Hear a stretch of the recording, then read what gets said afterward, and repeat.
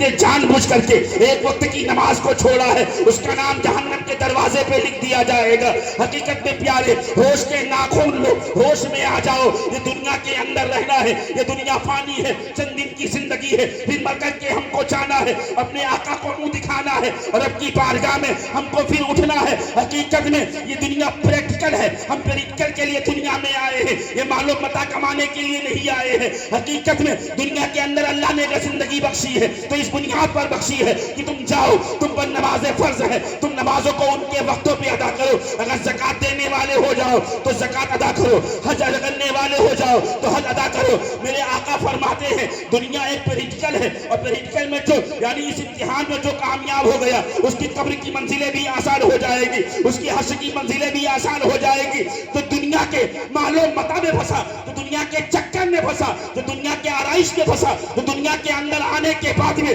دنیا کے اندر ماحول میں مبتلا ہو گیا۔ حقیقت میں یہ دنیا کام آنے والے نہیں ہے، یہ دنیا فانی ہے، آپ کو مر کر کے جانا ہے۔ یہ دنیا میں کام آنے والی چیز وہی ہے جو ہم عبادت کریں گے، جو ہم ریاضت کریں گے، جو ہم نمازوں کو ان کے وقتوں پہ ادا کریں گے، غربا مساکین کی مدد کریں گے۔ یہی حقیقت میں پیغام عرس کا بھی ہے، صاحب آستانہ کا بھی ہے، جتنے بھی اللہ کے ولی آئے ہیں ان کا بھی یہی پیغام ہے کہ نماز عام ہو جائے، مصطفیٰ کا دین عام ہو جائے۔ مصطفیٰ کا دین کیسے عام ہوگا؟ جب مسجدیں ویران پڑی رہیں گی۔ مصطفیٰ کا دین اس وقت آباد ہوگا جب مسجدوں میں نمازی نظر آئیں گے۔ مصطفیٰ کا دین اس وقت آباد ہوگا جب ہمارے سجدے سروں پر، ہمارے سجدے زمین پر ہوں گے۔ اس وقت مصطفیٰ کا دین آباد ہوگا جب ہم نمازی مسجدیں آباد ہوتی نظر آئیں گی۔ اور حقیقت میں اس عید سالار کا احسان ہے، مسعود غازی کا احسان ہے جو آج ہماری مساجدوں سے آذانیں بھی آ رہی ہے، آج ہماری مساجدوں سے نماز جماعت سے ہو رہی ہے۔ اس عید سالار کا احسان ہے جو آج ہمارے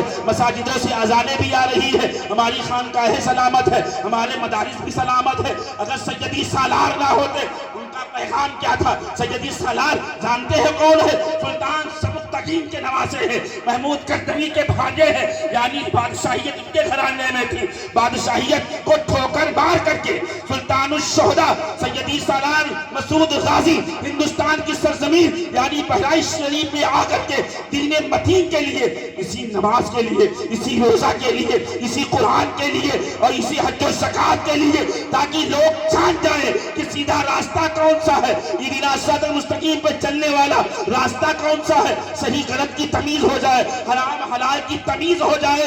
مگر آج ہمارا مطلب کیا ہے؟ آج تو ہم کہتے ہیں ہم غازی بابا کا دامن نہیں چھوڑیں گے، غازی بابا سے محبت کرتے ہیں۔ غازی بابا کا پیغام کیا ہے؟ غازی بابا نے ہم کو احکام کیا دیا ہے؟ غازی بابا نے ہم کو کیا بتایا ہے؟ تو سیدی سالار مسعود غازی علیہ الرحمہ و رضوان نے ہم کو یہی بتایا ہے کہ نماز کو ان کے وقتوں پہ ادا کرو۔ جب نماز کا وقت ہو جائے نماز کو صحیح طریقے سے ادا کرو۔ اور حقیقت میں جس نے سیدی سالار کا فرمان بھی یہی ہے، اور جس نے نمازوں کو ترک کیا ہے حقیقت میں وہ مومن کامل نہیں ہے، بلکہ شریعت کا تو حکم یہ ہے جان بوجھ کر کے نماز کا انکار کرنے والا وہ حد کفر تک پہنچ جاتا ہے، اور نماز کو صحیح طریقے سے نہ ادا کرنے والا، چھوڑنے والا، انکار کرنے والا، سستی کاہلی کی بنیاد پر نماز نہ پڑھنے والا حقیقت میں وہ گناہگار ہے، سیاکار ہے، بدکار ہے۔ مگر اب بھی ہم پر وقت ہے، ہم ابھی بھی سدھر جائیں کہ ہم عرس بھی منائیں اور اپنی مسجدوں میں جا کر کے ہم نمازیں بھی پڑھیں، اپنی مسجدوں میں جا کر کے اپنے سر کا نذرانہ بھی پیش کریں۔ جب رب خوش ہوگا، اور حقیقت میں جب رب خوش ہو گیا تو اللہ کے ولی بھی خوش ہے۔ یعنی کہنے کا مطلب یہ ہے جو انہوں نے حکم دیا ہے، نماز پڑھنے کا حکم دیا ہے، انہوں نے اگر اپنی جانوں کی قربانی دی ہے تو دین متین کے لیے دیا ہے، انہوں نے اپنی جانوں کا نذرانہ پیش کیا ہے تو شریعت مصطفیٰ کے لیے دیا ہے۔ اور شریعت مصطفیٰ یہی ہے کہ نمازوں کو پڑھا جائے، حرام حلال کی تمیز رکھی جائے، کسی کی حق تلفی نہ کی جائے، اپنے والدین کے حقوق کو ادا بھی کیا جائے۔